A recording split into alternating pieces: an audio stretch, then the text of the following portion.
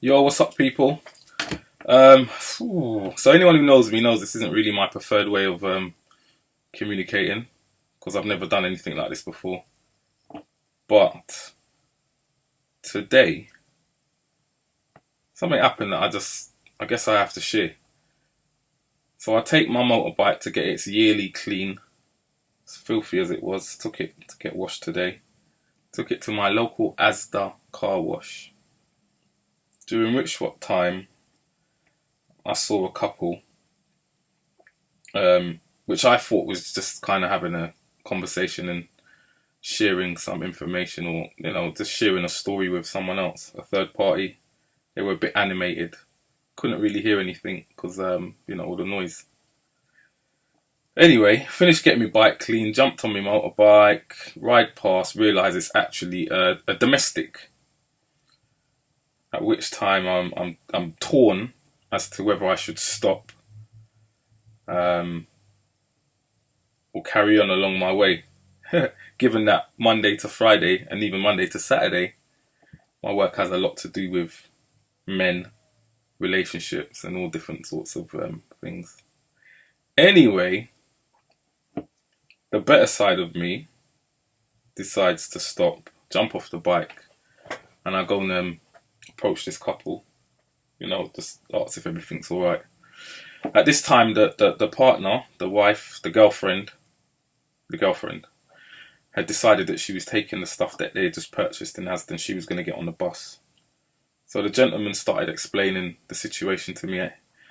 The girlfriend then comes back and says, "Are you talking about me behind my back then?" And then starts to explain that in Asda, another young lady had winked at her partner. She then poked him on the bum and said, "Oh, look, she's winking at you." The lady in question then said, "I don't want your man." She then replied to the lady, "I'm not arguing with you. I'm talking to my boyfriend. I don't argue with women." The boyfriend then pulled his girlfriend away and apologized to the other lady. So, fast forward to outside in the car park. Girlfriend is not happy that boyfriend has seemed to have belittled her, made her look silly, made her look like she's mad, and felt that she should have taken his side. So she then started to say, "You're a disgrace. Look at you. Look how you're behaving out here in the car park." She started to, share embarrassing, just share personal things. "You don't pay for anything. You're mean. Your car's on finance. Look at the shop, the washing powder I'm buying. I'm buying it to wash your clothes." Gentleman said, "How many times have you washed my clothes?" She said, "Twice." I thought, okay, that was interesting. So I kind of took the lady to a side and, in fact, before I did that, I said to both of them that, "Look, you're both angry, you're both upset. It's probably not the best time to discuss it. Why don't you just, forget about it for now and maybe have a conversation later on when you've calmed down." Anyway, the lady didn't want to calm down, so I took her to a side and I said, "Look, you're better than this. Don't do this to yourself out here. Are you worried about getting back in the car with this gentleman? Are you concerned that, he might do harm to you?" She said no. So I said, "Okay. So why don't you just, forget about it for the moment and calm down?" So she says, "What work do you do?" So I said, "Well, I work with fathers. I work with men. I do a lot of work with men. I do domestic violence work. I do family work, mediation, stuff like that." So she says, "Oh, can I get your number?" So I start taking out my mobile phone to give her my work number, which I don't know off the top of my head. And she says, "Have you got a girlfriend?" I'm like, "No, I haven't got a girlfriend. I'm married." She says, "Oh, I don't need your number then." So this was definitely alarm bells for me. Another young lady came over and started to talk to her, took her to a side. And then I started speaking to the partner. At which time I kind of said to him, look, you know, maybe you want to decide whether this is the best relationship. Because what I did note, she mentioned things about this happened in Argos before, and another place or something like that. And I just said to him, well, how do you deal with this? You know, she's very insecure. Is it something that you're doing that's making her insecure? You know, do you need to kind of maybe think about the way you're treating her? You know, I'm not making any judgments on the situation, but she seems quite insecure. And I said, you know, before you know it, this could become abusive. To which he then stated that, you know, no, I would never put my hand on a woman. My dad always taught me that.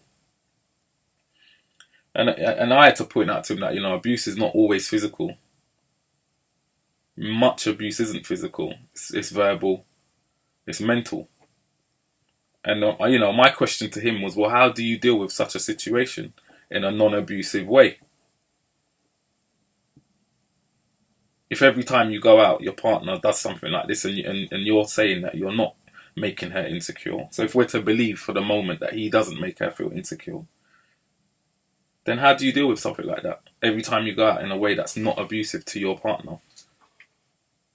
Is it the best relationship for you to be in? I don't know. But equally, is it something he does? You know, she started to say to me in the one-to-one conversation I was having with her that this guy's got 4 baby mothers. He's got 4 kids and he doesn't look after none of them. And so the question for her is, well, what are you doing with a guy who's got 4 kids that he doesn't look after? You looking to be the 5th? So, many questions. Many questions.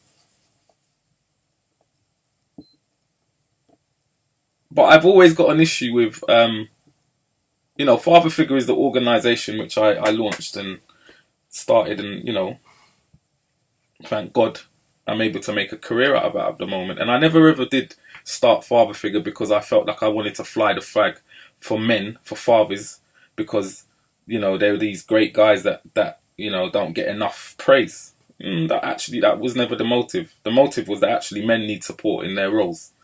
Be it husbands, partners, fathers, they need support in that. There isn't enough support for that. But one thing that really gets me is the fact that there are so many women who do kind of slam fathers, slam men. He's this, he's that. Well, actually, what was he when you picked him up? What was he? Was he like this guy, a father of 4 who doesn't look after his children, and then now you're going to make him a father of 5 and be shock horror that he's not going to look after your kids? Or that he doesn't look after your kid? So I've had this conversation many times. Anyone who has spoken to me, who's watching this video, this blog, or whatever you want to call it, I've never done anything like this before, but I guess it would be called a blog, is have you done your due diligence? Alright, when you buy a house, what do you do before you buy a house? You get a surveyor, you pay loads of money for that, or quite a bit of dosh to get your house surveyed, or your potential buy to get it surveyed. Is it on steady ground? Is it strong? Is the foundation strong? Has it got enough bedrooms? Does it have a garden? Do you require a garden? Are you happy with an upstairs flat? These are some of the things that, relationship-wise, we should be asking ourselves. Who's his previous partners? Does he have children? How does he look after his children? You know, do I know anyone who knows this guy? You know, ladies, do your checks, man. Don't be the next victim. Don't be number 5. So to that lady today, get out of there. If this guy's got 4 kids and he doesn't look after them, what are you waiting to be number 5? And to the guy, if you are making her feel secure, and this is how she deals every time you go out, get out of there. Relationship's not for you.